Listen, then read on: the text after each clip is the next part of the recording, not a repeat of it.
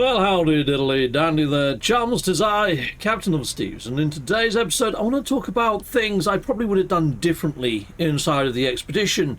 But not only that, what can you do after the expedition when it comes to, hunting for the scrap?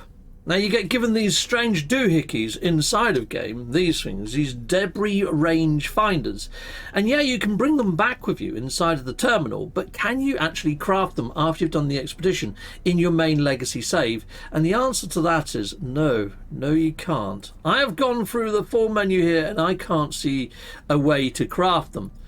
So although I've got some and I can duplicate them and give them out or use them, in fact, let's go see if we can use them. Let's fly out into space in my new ship. Don't worry, I will show you my new ship in a moment. But first, I'm just going to fly out and see if this debris scanner actually works.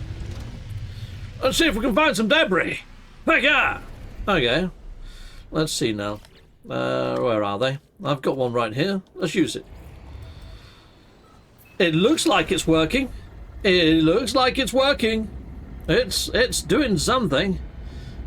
Well, let's see what sort of ship parts I find in this wreckage in space. I'd much prefer this method of finding wreckage than going around on planets and digging up stuff. Sound off in the comments. Would you rather this, or would you rather just digging stuff up on planet?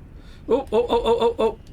Now, a lot of people are saying that when they get out of their ship or get out of their chair, it's yeeting them right up into the atmosphere, usually when they exit their ship, So they open their doors, like thus. And when they go to venture out, they're being catapulted miles away from their ship. If that's happening to you, I would suggest reorganising your ship. Rejig it a little bit, right? Just move things around a bit. Maybe your doors.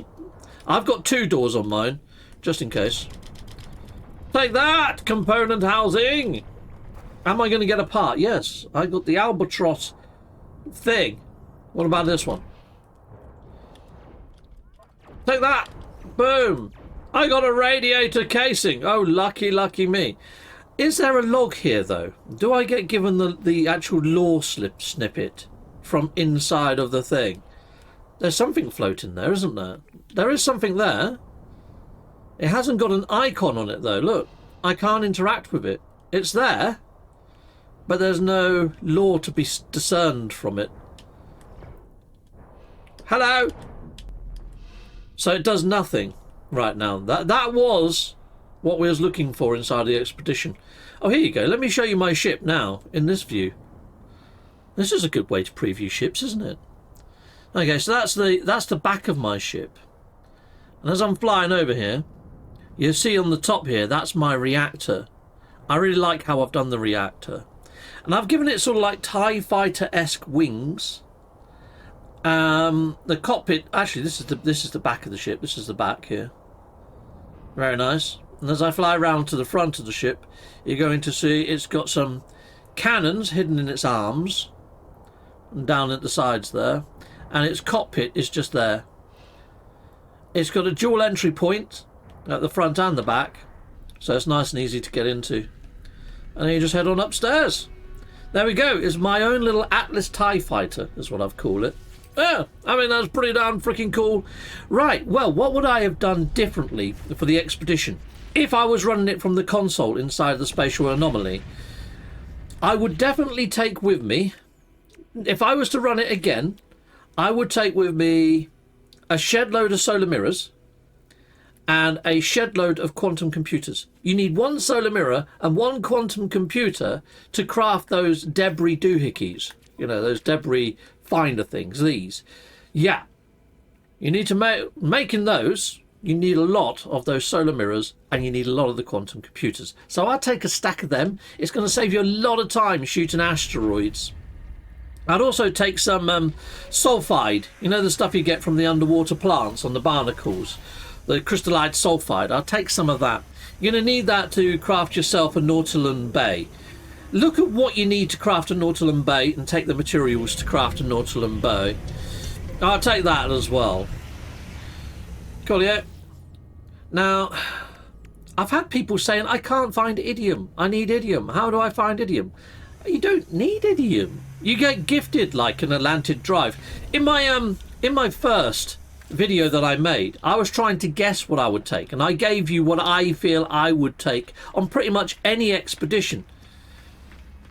So I took the Atlantic drive with me, but it's one of the first things you get given, so I wouldn't take an Atlantic drive with me. Another thing I wouldn't take is the personal refiner, really. I mean, yes, I said to take the Mark II, but you get given the Mark I. And to be honest, you're not going to really need the Mark II. There's no need to have the Mark II, and you're going to get given the Mark I anyway. So that frees up 2 technology slots from my previous recommended list. Yeah, no Atlantic drive, no refiner. I would take either some more warp class engines. If you didn't take all 3, take another one.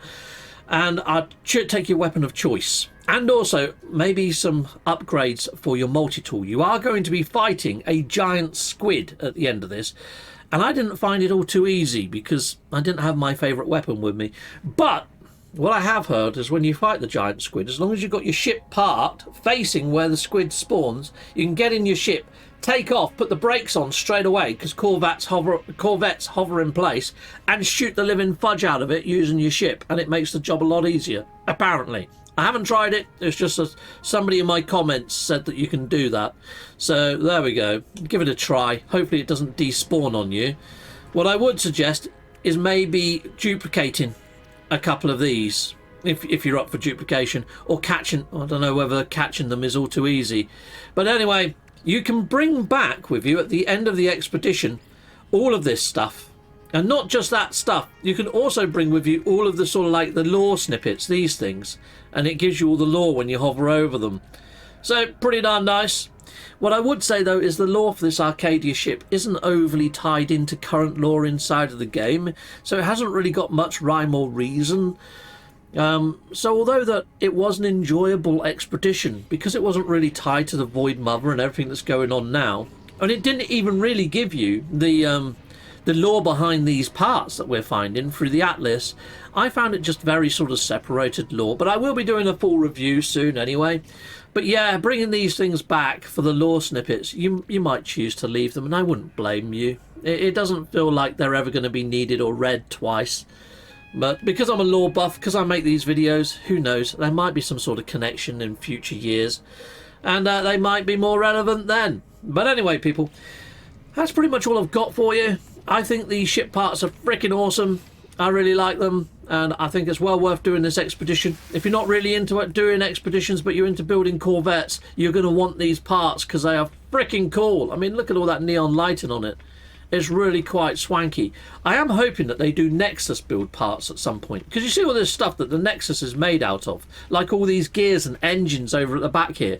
Imagine having some ship parts that look like that, with all this neon lighting and Tron type vibe to it. I would quite like a neon ship. It goes disco time, yeah, or just a neon, like a Space Anomaly Nexus inspired ship design.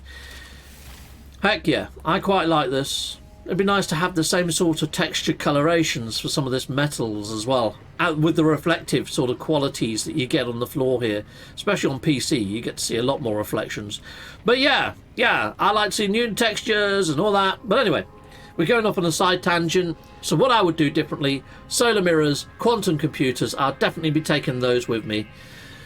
Yeah, rather than Atlantic Drive or the personal refiner that you can stick on your back or whatever.